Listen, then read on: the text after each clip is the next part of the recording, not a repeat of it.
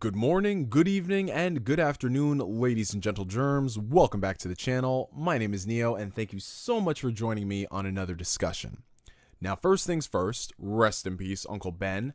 Numero dos, I apologize in advance because throughout the course of this video, I will occasionally be taking some time out to cough. I'm getting over a really nasty sickness that wiped me on my ass, and y'all know me, I don't get sick too often, but this thing definitely did its thing. So I've done nothing but sit in bed this past week, drink hot tea, catch up on some games, and rewatch Breaking Bad, which, now that I say all this out loud, actually sounds like an eventful week. I mean, I felt like shit, but rewatching Breaking Bad. Well, I guess Thanos will be happy because that's perfectly balanced as all good things should be. Anyways, the topic for today's discussion. Oof, I'm getting a fair bit of deja vu here, people. I feel like we've been down these roads before. In a recent interview with a rep from Atlus USA, a question was brought up in regards to the Persona series, specifically the mainline Persona games, appearing on the Nintendo Switch. And essentially paraphrasing what that rep said, it's up to the fans to be vocal to Atlus and Sega if they want the series on the Switch. Keep hope alive, heroes never die, we have the spark that'll light the fire that'll burn the First Order down. You get the gist of it. Now, the concept of port begging, we've actually done an entire video on it as it pertains to Nintendo Switch. The TLDW version of that video that I made a few years back, be vocal to these companies if you want the game on Switch. Be there to support the game on Switch if it is a quality port and priced accordingly. And above all else, and I stress this so heavily, don't be a dick if the game doesn't come to the Switch. And thankfully, in the past 2 years, things have gotten really good for its library. We've had a ton of third parties come over to the system, bringing over new entries, older games, you name it, it's on the Switch killing it, and I love it. Now, that being said, there has been a company that, for the better part of this generation, especially since the Switch has launched in its game momentum, that has kind of been elusive to the system. They haven't really put out too many games, and that is, of course, Atlus. So much to the point where we've actually got a brand new hashtag going around called Break Free Persona to bring the mainline Persona games to Nintendo Switch. Now, I hate to burst y'all's bubble, but this isn't going to be a video in support of why Atlus should bring the games over to the Switch. Do you want to know why? Because, duh, I already support the games come to the system. Do y'all know who you're talking to? The guy who literally wants every game to be on the Switch. Yeah, of course I'll put Persona on the Switch. Guys, y'all know how much I love The Witcher and how much I've played it on PC and PlayStation 4. I have over 50 hours in the Switch version alone. And I know I'm going to do multiple playthroughs. Of course I want Persona on the Switch. Of course I want to put in another 200 hours into Persona 5 Royal if they brought that over. But that's kind of obvious. You could make this video talking about why the series should be on the Switch, how they're leaving millions of gamers on the table, and replace it with any franchise, and it would still be the same. I could talk the praises of Yakuza and why it should be on the Switch. It would still be the same. So I wanted to do something a bit more productive. I actually wanted to get to the root of the problem. Why do we have to create a hashtag called Break Free Persona? And why do we have to do this specifically with Atlus games as opposed to any other company out there who is bringing over their new games and their old games too? Because I think it's indicative of a deeper problem within Atlus about how they don't really like to do much with their franchises, at least bringing over the older games to newer systems.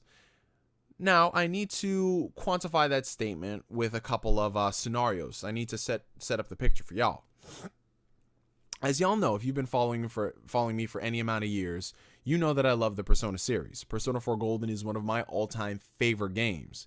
But for the longest time, it was one of the hardest games to recommend to people. And I bet you're asking yourselves, why? It's a video game. People should play it if you say it's good. Yeah, they should. But do you know how hard of a time it is to get someone to play Persona 4 Golden? Not because of its anime aesthetic or whatever. I'm talking about actually being able to play the game. Because Persona 4 Golden is exclusive to the PlayStation Vita. A system that really didn't do as good as it should have. I mean, I love the thing, but I'm not going to come out here and tell someone to buy a $200+ piece of equipment just to play one game. What other options exist? Well, they can track down a PS2 copy and play it, or if they still have a PS3, they could download it via PS3 3, PS2 classic games. But that's not the best version of Persona 4. That exists on the Vita. And if you wanted to actually play the Vita games on TV, you need to track down PlayStation Vita TV, which is becoming increasingly rarer. So how would I get someone to experience that game? Couple that with its previous entry, its predecessor, Persona 3. You know, if you wanted to play that game, you needed a PS Vita or a PSP to download from the store. Unless you wanted to track down a PS2 and play that copy of it. Again, it's a hassle. Whereas you look at some of these other companies that we give a lot of flack for. I mean, Capcom, when it comes to them porting over their games, they deserve a lot of jokes. I mean, how many times have they brought over Resident Evil 4? I wouldn't be surprised if they got a version for the Apple Watch or the Samsung refrigerators in the works. I would not be surprised, honestly. But the fact that they've re-released that game so many times, to you it might seem like a cash grab, like, oh, new system, another version of Resident Evil. But what they're doing is they are preserving the life of that game. That 15-year-old game that you were just going to laugh at, like, how many times are they going to re-release this? They find new audiences every time that game comes out. When that game dropped on the Nintendo Switch, it was one of the best sellers on the eShop. Albeit a little bit way too overpriced, but there were a ton of gamers who had never played the Resident Evil series before. A ton of gamers who are getting back into gaming with the Switch, who played it for the first time. They're like, dang, this is great. And then they proceeded to play Resident Evil 0. And then they played the original Resident Evil. They also went on to try Resident Evil 5. And unfortunately, they wanted to put the series on ice when they touched Part 6. But look, all of those games exist on the Switch. They exist on the PlayStation 4. They exist on the Xbox One. A lot of gamers are getting the chance to play those games. And that is a good thing. That is great. Square Enix, they get a lot of flack for re-releasing collections of Kingdom Hearts games. 1.5, 2.5, 1.5 plus 2.5, 2.8, the story so far, all in one package, now all in one package Redux or whatever it's called. They get a lot of flack for it, understandably so. But a lot of gamers who have always wanted to play Kingdom Hearts, you know how hard it was to recommend Kingdom Hearts to people? Like, this is what's really riling me up right now. Look at me, I'm doing some Attack on Titan type shit. How hard it was to say, well, you need a PS2 to play Kingdom Hearts 1 and 2, but you also need a PSP to play Kingdom Hearts Birth by Sleep, and you need a 3DS to play Dream Drop Distance, but don't worry about it because you can also use that fact that you own a DS to play 358 by 2 days, and if you wanted to, coded, you could do all that stuff. Bro, before the PS4, Kingdom Hearts was like $1,000+ investment alone. Thousands of dollars you gotta spend. It was ridiculous, man. But now it's all available on one console in one package. And 5 years from now, 10 years from now, all they got to do is just keep porting that collection over to PS5, or you don't even need to. It's backwards compatible. They can port it to PC, to the next Xbox, hopefully the Switch, so all the gamers can play all these games. So why is it that Atlus, with all these amazing games in this franchise of theirs, why can't we get the same for Shin Megami Tensei, for all of its subset of games in a little series that they have there, like for Nocturne, Digital Devil Saga, or Devil Survivor, games like that? Why can't we get any of it? And this isn't a video at all talking about, well, you know, the reason why we're not getting it is because they're focusing too much on Persona. Like, guys, can we quit with the whole armchair analyst discussions for 1 second? All the biases that it's because all the newbies are playing Persona, they don't know real games. Like, can we stop with that elitism shit? Whatever reason Atlus decides to focus on one series or another, whatever.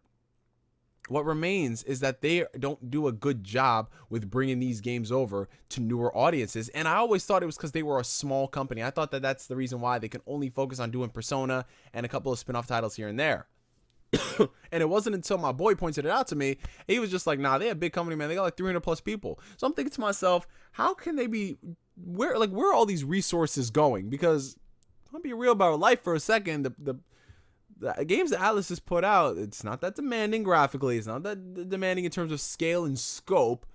So you're thinking like, where's all this money and this time and effort going into? You know what I'm saying? Obviously, it's not putting out games in a timely fashion. Like, how many years did we have to wait for Persona 5 before we saw any gameplay? And the same thing for Shin Megami Tensei 5. You know what I'm saying? I'm just like, what? So, again, it goes back to what I was saying before. I would love to see the Persona series on Switch, and I recommend everyone keep binging that hashtag #BreakFreePersona to bring the games to Switch, bring the older games to PS4, to PC, to Xbox, to mobile devices, whatever platform you want to play on. But not only just that, I feel like included in that conversation, we should talk about the older games. Not because, oh, they need to, brush up on what real Atlus games are, or whatever type of shit people are going to say. No, because I just don't want those games to just kind of be stuck over there and you can't recommend them at all. I mean, look at some of the first party companies that are coming out there, like Sony re-releasing versions of Jak and Daxter, like the PS2 versions on the PS4, and Microsoft with the Rare Replay, and Nintendo every now and then doing something related to the Virtual Console by the online service, which is really terrible. They should have just put the Virtual Console. But yeah, all these companies are able to put out all their older games and people will buy them. So I don't know what Atlus is afraid of. I really don't. I'm more curious than anything else. Like, I'm not trying to be snide and snarky, but what is it? Are they afraid that they'll have to go back there and rework too much of the game? I mean, for the PS2 titles, not really. Maybe the DS ones possibly. But as a whole, what's happening, man? What's happening? Anyways, that was really all I wanted to say in this video, because I feel like break-free Persona is an issue that's going on within Atlus, but it's indicative of a bigger and a deeper and more systemic problem when it comes to Atlus and their games. Like, you can't, like, God forbid we go back further before the PS2. We can't even recommend some of these games to people, Like, recent modern entries, sure, if you had a PS3 or 360, you can play Catherine. And now you can play it with the new versions. But what about a few years down the road? And imagine we didn't get a remaster for Catherine. You know what I'm saying? Anyways, I gotta go rest my voice. I'm gonna go drink some tea. For me, for now, my name is NGS signing out. Like always, I will catch you guys later. Peace.